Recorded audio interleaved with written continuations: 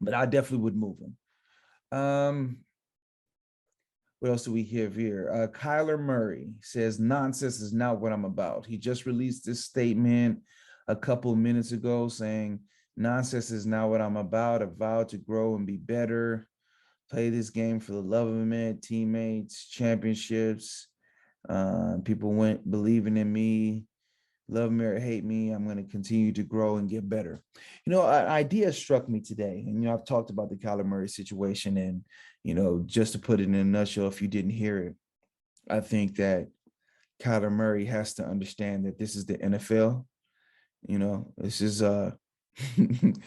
it's time. This is the league. I mean, in the NFL, the quarterbacks get all the blame and they get all the glory. That's just how it works.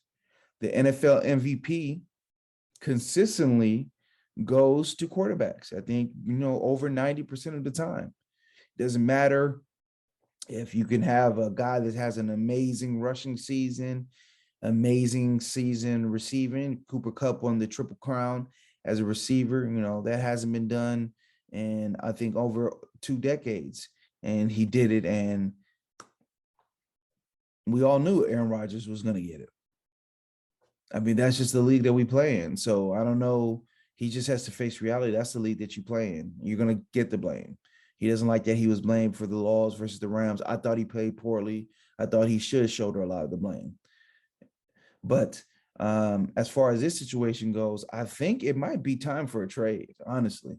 And the only trade that I'm talking about is him for Deshaun Watson. Now, think about it. Deshaun Watson, who do you have that great chemistry with? Nuke Hopkins. Deshaun Watson, older quarterback in the league, not so dependent on scheme, right? We've read that Cliff Kingsbury is doing self-scouting. My man with his resume, number one bullet point on his resume is that I'm friends with Sean McVay. Doesn't run any of Sean McVay's schemes. I'm just friends with him. I know him. I know the guy. But, just not that veteran of a coach, not really known for his schemes, not really, if you rated the coaches in the NFL, he's probably low 20s, so low 20s, mid 20s, he's not, so maybe you need a veteran quarterback who's not so dependent on scheme, who can, have their own input on the scheme and what route trees and what route selection, a quarterback who's seen it all, who doesn't have the deficiencies that need to be covered up and unique abilities that need to be accentuated, like a Kyler Murray. So I think that's an interesting trade. I mean, I think it would benefit both teams, in those type of situations where you're trading a star quarterback, you never want to trade them within conference, AFC Texans, NFC Cardinals. So the swap makes sense there. I think giving Kyler Murray a team like the Texans, a team that really has no identity, where he can really shape and mold things, where they have a quarterback that is now their, I think Pep Hamilton was a former quarterback, but I know he was an offensive coordinator in the Andrew Luck days when they were a throw-heavy team. This is more of an established, seasoned guy than what you're going to get from Kingsbury. And like I said, that's a chance to mold a team in his image, and he's from Texas. He's a Texas legend. He's the number one all-time football player in the state of Texas, according to many people out there that watch these type of things. So that's an interesting trade to me. I think that's something that they should really consider, because when there's acrimony like that, when he's already upset, mad, and he's deleting Facebook posts, it's hard to bring it back. It's hard to bring it back. And so I don't know how nasty the situation has been, but we didn't know that it was to this point,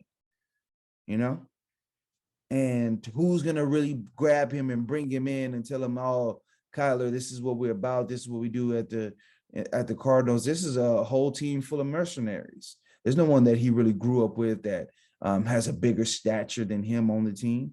J.J. Watt's not from, he didn't make his bones in Arizona.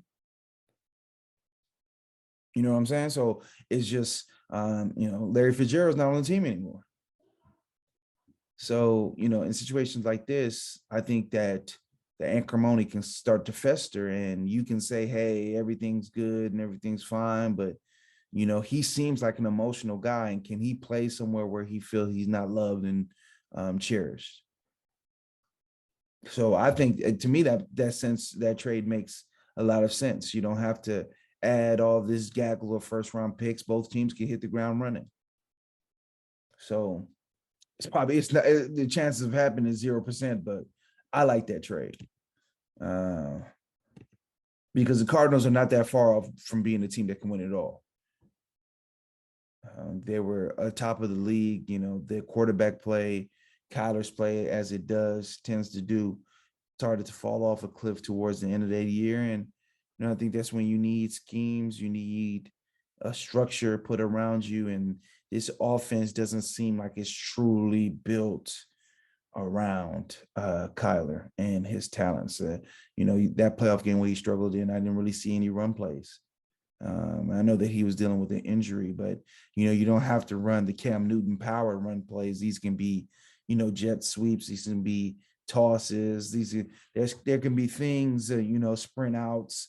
There could be run plays that you can run with him to open up the defense and let him get into the game, getting them on the move. And it just doesn't seem like all the hope that people came in for this air raid system under Cliff Kingsbury, being that he ran it at Texas Tech. We haven't seen it. So, all right, let me know what you think. If you're a Kyler Murray fan and you think the relationship can be saved, let me know. If you like to trade, like I like to trade, let me know that too. Arizona Cardinal fans, I know there's not that many of you guys, but let me know what you think. Leave me a comment. I respond to all the comments. The game is the game. So what's up, man? What's up with you otherwise, The game is a game. Always.